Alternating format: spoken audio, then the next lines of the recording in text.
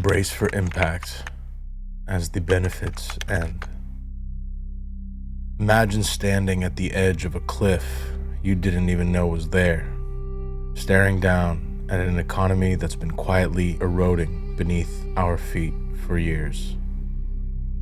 You've probably felt the pinch, the way groceries sting a little more each trip, the subtle anxiety of stretching that paycheck just a bit further. But what if I told you this government shutdown isn't just another headline flicker? It's the spark that could ignite a revelation about how tethered we all are to a system that's designed to keep us dependent, not free. As of today, the lifeline for over 42 million Americans, 42 million lives are set to vanish, starting in just a few days. Feel the ground shift under you, quiet but unmistakable, as this government shutdown locks in on this final day of October 2025. Tomorrow, benefits simply stop. Empty cards, empty carts, empty shelves. This isn't a drill.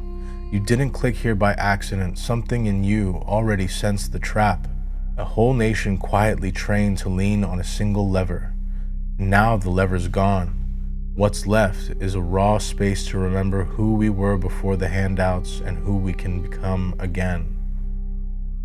Walk into any small grocery store tonight and you'll feel the hush. The manager counts the dwindling crowd, cuts tomorrow's order in half, marks down milk that will spoil by morning. One owner in Missouri says 2 months of this and the doors close forever. Another owner in the Bay Area already watches 9 out of 10 customers swipe a card that will soon read 0. These aren't distant statistics. They're neighbors who kept the lights on with money that wasn't theirs to begin with. When the flow dries, the store dies. Trucks roll lighter, drivers clock fewer hours. UPS alone has already let go of 48,000 people this year.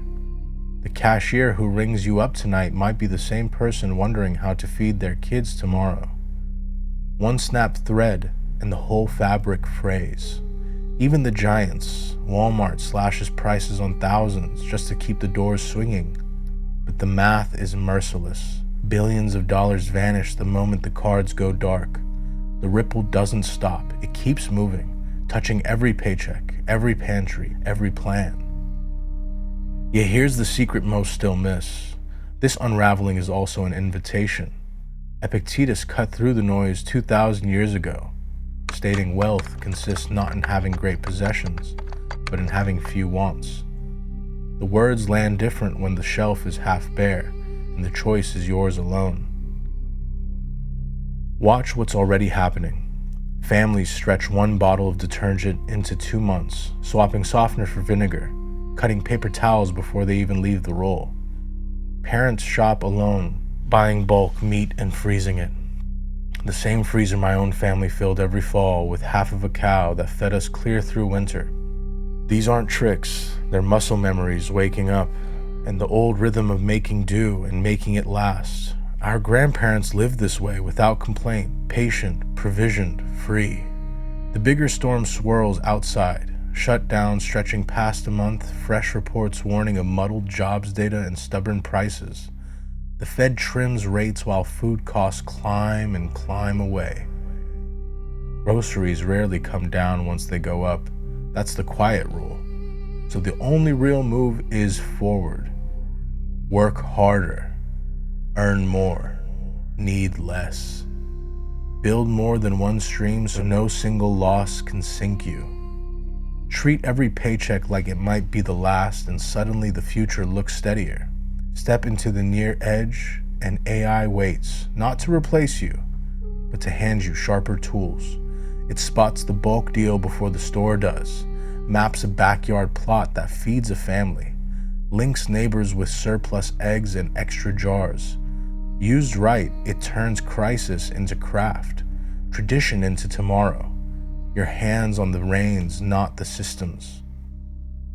Henry David Thoreau nailed it when he said, I went to the woods because I wished to live deliberately, to front only the essential facts of life, and see if I could not learn what it had to teach, and not when I came to die, discover that I had not lived. This shutdown, this is your moment, a deliberate confrontation with essentials, urging you towards budgets that breathe, habits that endure, lives unyoked from the government's teat. You've always sensed this undercurrent, the call to untapped strength, and now it's roaring in you. Embrace the frugality not as chains but as wings, back to the independent rhythms of provision, patience, and profound contentment. If these insights lit a spark, subscribe and help us map the hidden trails to sovereignty we were born to tread. Share below, what's your go-to stretch for making essentials last? Until then, live deliberately.